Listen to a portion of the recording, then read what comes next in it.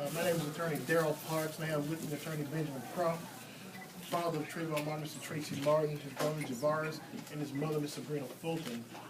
We are glad to be here with nabj today, and as you know, we had a very informative session this morning to give the journalists an opportunity to ask a lot of good questions concerning the circumstances from a journalistic standpoint concerning this case and the importance of it. We appreciate you all being here today, and we are going to take just a few questions. Most of the questions will be answered by the lawyers, very few for the parents, and the reason for that, as you heard within the session today, there's a great possibility they'll be deposed in the legal matters that's going on surrounding us. Can you first, your reaction to the mountain of discovery that Mark O'Mara put out today?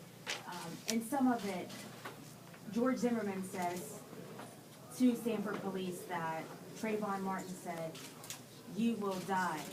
Does that sound like, based on what you know, does that sound like something that he would say?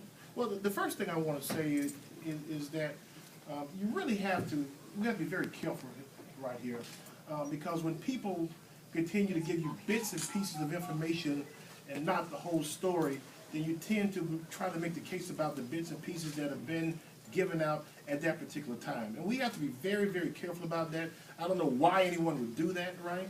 However, I think that from our standpoint, it's important that when you think about what happened to Trayvon on that night, you have to look at all the evidence. And the best evidence that we believe begins with the 911 tapes. Because it clearly says what it says, it's recorded, it's not someone's version of it, and it speaks for itself. Well, maybe were you surprised that they released that that transcript with the 911 tapes available out there? Just comments on the news of the day, which I guess is the transcript being released, as well as the firing of the police chief. Well, I think you got to bear in perspective now. All of us, we've been traveling to New Orleans. We haven't been sitting there analyzing evidence that someone chose to dump in the dawn hour of the morning, right? We've been here. So yes. You can't really expect any of us to really sit there and, you know, take a quick quiz on what someone No, done not a at 6 in the quiz. morning. Just a reaction of that came out, and then the police chief's firing. Maybe Well, even that. I think on the police fire, I'll let Attorney Crump address that. And again, thank you for your consideration to Trayvon's family. It was awfully emotionally draining to them. As we said previously, the Sanford City Manager and the Sanford City officials conducted an internal investigation into the matter concerning Bill Lee. They concluded their investigation, and they decided, based on the investigation, to terminate him from employment. That's their decision. Trayvon's parents respect the decision of the city manager. What was your other question?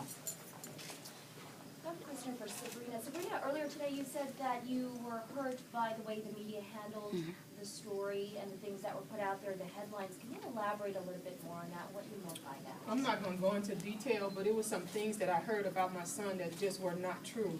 And that hurt me a great deal because he was still a minor, and it bothered me.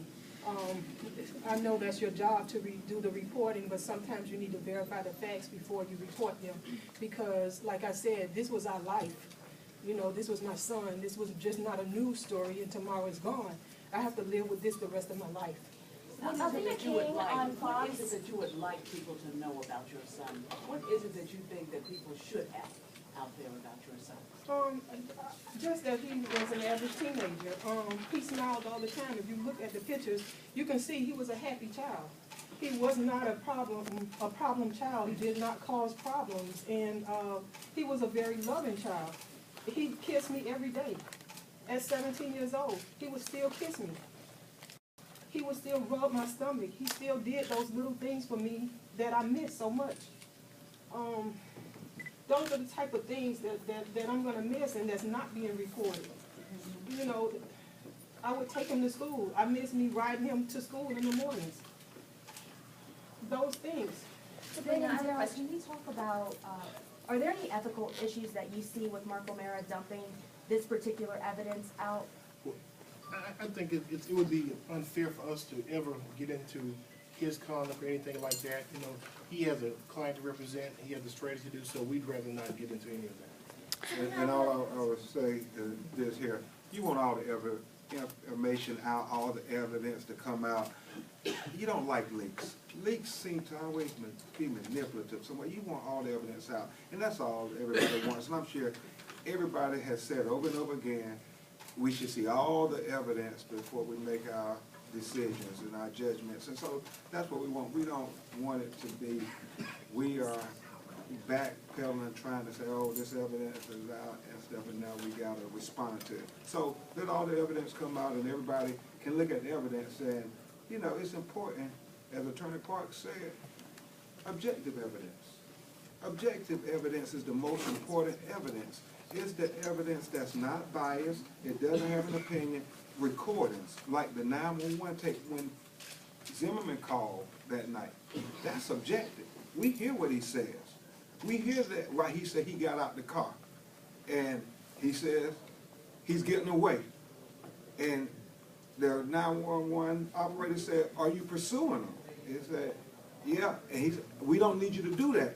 That's what she says. That's objective evidence. That's important because then you balance it against his subjective evidence.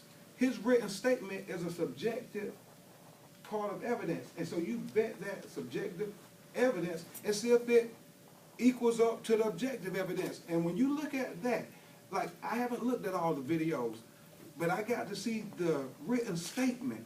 And we know, based on the objective evidence, that that written statement is not accurate, that he wrote. And think about when you write something, just think about it. You write something, you have to think about what you're going to put on that paper. You have to deliberate. You have to form the words.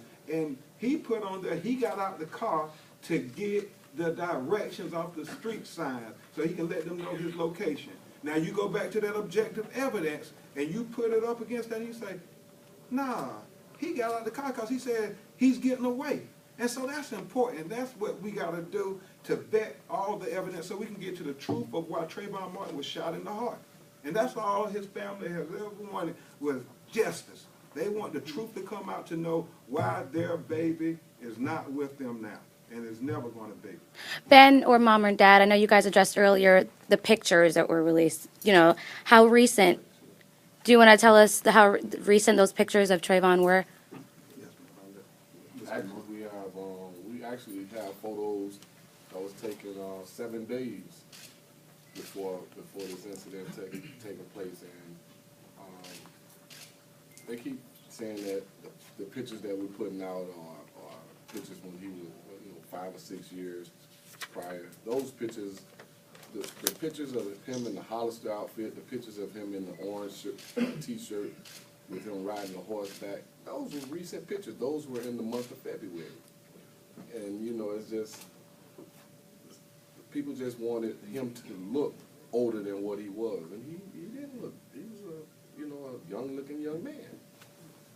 There's a case. I'm from Virginia, and we've been following your case, and I just got a question for the family.